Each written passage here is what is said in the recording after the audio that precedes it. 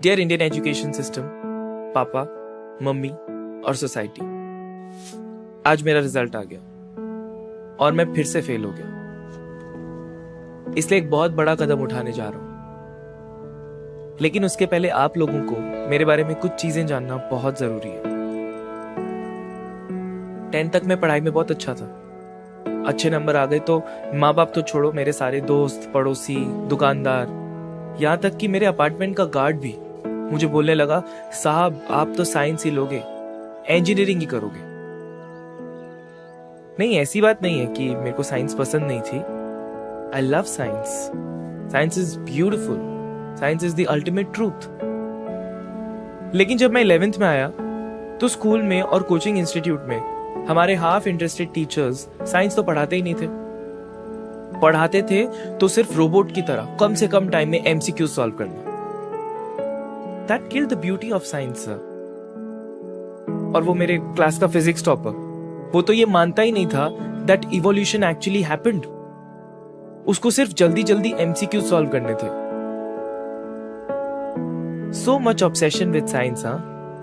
Yet India hasn't won a single Nobel Prize in science since independence. Nobel Prize तो चलो awards हैं. India produces the maximum number of engineers per year. Yet India ranks 60th. 60th in the Global Innovation Index. That means no major innovation has happened since independence.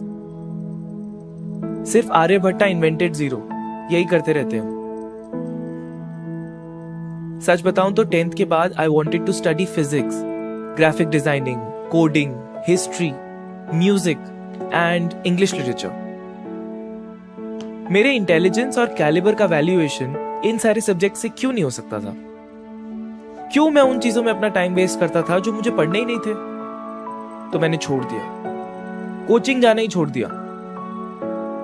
Coaching के time पे घर से निकल जाता था, park में novels पढ़ता था, नई नई जगह घूमता था। To be honest, I felt free.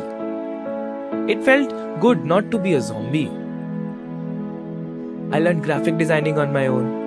I listened to some beautiful music by Mozart and Rahman. I read poetry. I taught myself Python.